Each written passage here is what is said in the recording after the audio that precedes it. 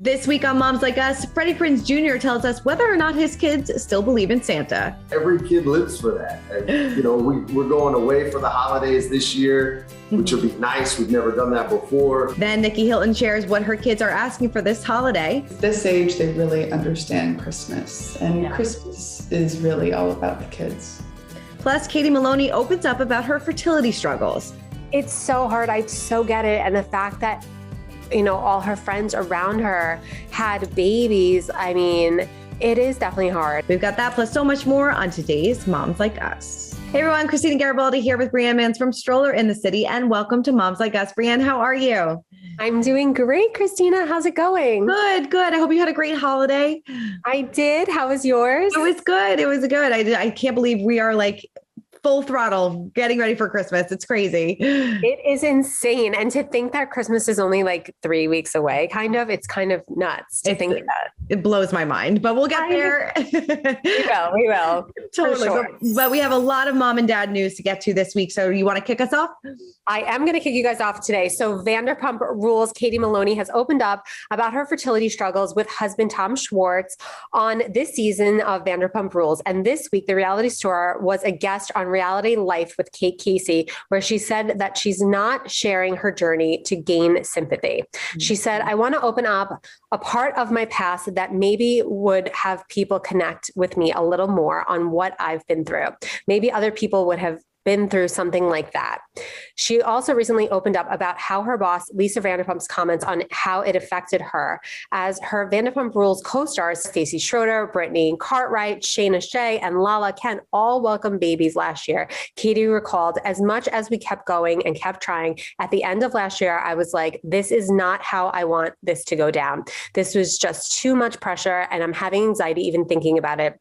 I just said to Tom, let's just take a break. It was starting to feel forced. The former server subsequently talked with Vanderpump about the situation. I'm talking to Lisa and she's like, well, are you guys going to see a fertility doctor? Did you even try? That question, I get where it was coming from. It was coming from a good place, but it can all feel very invalidating and invasive because it's like, yes, I tried. And of course we tried. I get it. People are curious and they want to know, but it's rude. It just comes across as rude. The Bravo personality noted that she was tired of being asked that and tired of answering that, saying, I just wish Tom and I can go about this at our own pace. Oh, God, so hard. It's so hard. I so get it. And the fact that, all her friends around her had babies, I mean, it is definitely hard. And, I'm glad that she's sort of opening up about it and telling people like, yeah, we are having, we're struggling, Right. Yeah. And I, like you said, like the amount of pressure she probably felt like, oh my God, like all my friends are having babies and I want to be a part of that. Like I want all of our kids to grow up together. But unfortunately, as somebody that's dealt with infertility myself, it doesn't always go as planned. And yes, I'm sure going through this in the public eye and having everything about it documented doesn't help either. And it's probably so stressful for her. I'm glad she is talking about it because so many people are going through it. But yes, a lot of people always ask those questions. When are you going to have a baby? Because they've been together a long time. How come you don't have a baby yet? You never know what's going on behind closed doors. And, infertility, unfortunately, triggers a lot of people and it like affects a lot of people. And she's one of them. So I wish them nothing but the best. This is really tough. It is because I talked about my fertility struggles as well. And do you think that Lisa's comments were like invasive to her or no? I mean, I think like she said, I think Lisa was coming from a good place and, I don't think she probably meant it that way, but when you're going through infertility like that, of course you would take it that way. I would too. Yeah, I think anything anyone says to her, she's going to take it to heart and take it personally. And especially if you haven't gone through it to ask that question, like I feel like, yeah.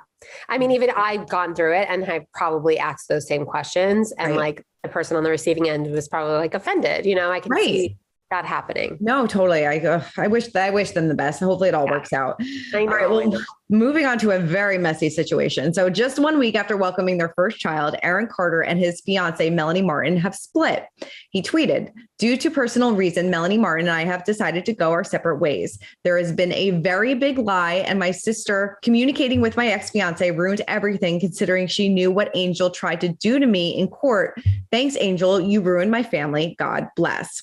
Now, for years, the singer has had an up and down relationship with his family, including his twin sister, Angel Carter, who he is referring to in his tweets. He added, tweeting, "I have the most conniving, deceiving family, and Melanie has been lying to me the whole time, communicating with my twin sister and the family members who tried to put me in prison and who tried to get conservatorship on me in court.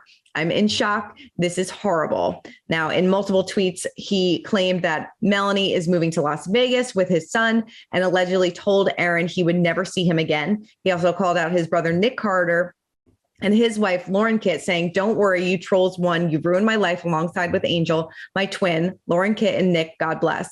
I'm a good man. I'm sleeping in my car, okay? And he is in the house. How utterly rude of you. Please respect my privacy, thinking you know what's best for my son. Thanks."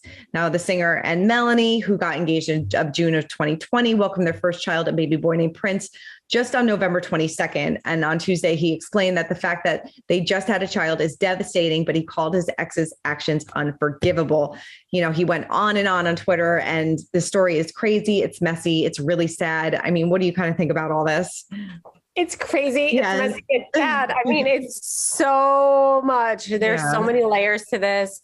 It's sad. It's really sad. I mean, you just welcomed a child together and now you're announcing this, and I don't know. I hope that they can make amends or they can make this work or something, you know, has got to give, or I don't know. I don't know either. You know, there's two sides to every story. We haven't heard why Melanie was, talking to the family. I know that they've tried to get Aaron help in the past. I don't know. I don't know what his situation is like right now. And I don't want to speak on it because I don't know, but you just hope whatever happens is in the best interest of their child right now.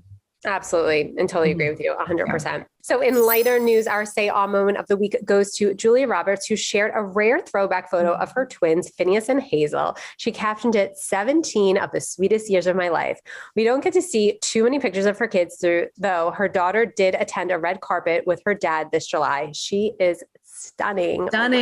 Oh my God. I remember when they were born, how are they 17? 17. It's crazy. It really is. But yes, stunning, beautiful kids. I mean, I wouldn't expect anything less. It's Julia Roberts. But yeah, it's very cool that they gave us a little glimpse into their life. So very cool. And yeah, I can't believe they're 17 years old. I know. All right. Well, in our mom chat this week, we sat down with Freddie Prinze Jr., who revealed whether or not he and Sarah Michelle Gellar's kids still believe in Santa and get into that holiday spirit. Take a look.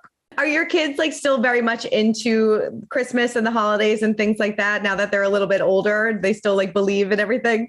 Yeah, is water still wet? Right. Yeah, man, every kid lives for that. We're going away for the holidays this year, which will be nice. We've never done that before. Nice. But they want to dress up the house for Halloween. They want to dress up the house for every holiday that we have, whether it's holiday time or not. Yeah. Do you and Sarah split the shopping duties for the kids? I think it just depends. Yeah. If she sees something she likes in August, they're getting that for Christmas in December, and vice versa. It's targets of opportunity. Nobody says I know there's a lot of articles out there that go 50-50. That's a bunch of horse crap. It's targets of opportunity. If you can do everything, do everything. And if you can't, do 20. It's give and take all the time. So we get it when we get it. So what about you? Do your kids still believe? I know that they're a little older. We got one. We got 2 out of 3. Okay. Still believe. Yes. That's good. It's good. My son tries to play around now. He helps us be Elf on the Shelf and all that stuff, but it's just heartbreaking. It's so heartbreaking. We went to go see Santa last night and Santa said to him, "Do you still believe in Santa?" And he told him yes. And he goes, "Ha ha." He goes, "That was a trick question. I just want to see what you would have said." And I was like, "Oh, how are you doing this right now?" And then I was like, "Please be quiet. The girls are standing right next to me." Yeah. But it's heartbreaking when they don't believe anymore. I know. I'm sure. I'm sure because some of my friends are kind of going through the same thing, but they're a little bit younger. One of my friends, her son is 7 and he doesn't believe anymore. I know. She was young. Right. It's way too, I felt like that was young. I was I thought we'd get 10, 11, 12 years out of this. Yes. No, I mean, mine too. I also tell my kids well, if you don't believe, you don't receive, So I feel like, yeah, like my 10-year-old is probably the last year. Like, I feel like she says things just to see what we say, but so hard. I'll have to make sure they don't see this episode. Right? Yes, seriously. Okay, so we also chatted with Nikki Hilton, and we had to know what her kids are asking for this holiday season. Take a look at this. Your daughter, I think, is 5 and Teddy's 3. Is that right? Mm-hmm. That's like the perfect age for the holidays coming up. Have they made their holiday lists? They are making it right now, and we'll be going to LA for Christmas with my family. And they're very, very excited to go to Disneyland to meet all the princesses this Christmas. And I'm really excited because this age, they really understand Christmas. And Christmas is really all about the kids. Yeah. Do they still believe in Santa, I guess? Oh, yes, very much so. How do you put a spending limit on Christmas, or is it like no rules at that time of year? I like to get my children like 2 or 3 things, because when you give too much, it's too much. Yeah. I just, less is better so they can enjoy the things they have. I don't want to spoil my children. You kind of just answered it, but I know they're young. How do you plan to keep them grounded when they get to those teenage years and they understand kind of who the family is and all of that? I think it's just so important to instill these values at a young age, just to be kind, to work hard and have good manners and be kind. Yeah. Absolutely. You seem like you're doing a great job. So what are like at the top of your kids? I know your kids are small, but like, what are they, what is Jana like? Well, she's really she loves Moana. So, I mean, I know we're a few years behind, but she loves Moana. So I got her like some Moana, like dress up outfits and like a doll. I got her like a new little kitchen set. It's, it's like a lot of like little fun things. She's really into like pretend play now, which is so fun to see like their imagination kind of come to life. Yeah. So I got her like this, like a little puppet theater, so she can do like a little like puppet shows and things like that. Who knows if she'll actually like it, but that's what she's into. And then the baby will just get wrapping paper because that's all they want to play with. Exactly. That is so true. That is so true. How about you? Oh my God, the list go on. Let me tell you, my daughter updates her list. She has it in iPhone notes, and I get a notification when she updates her list.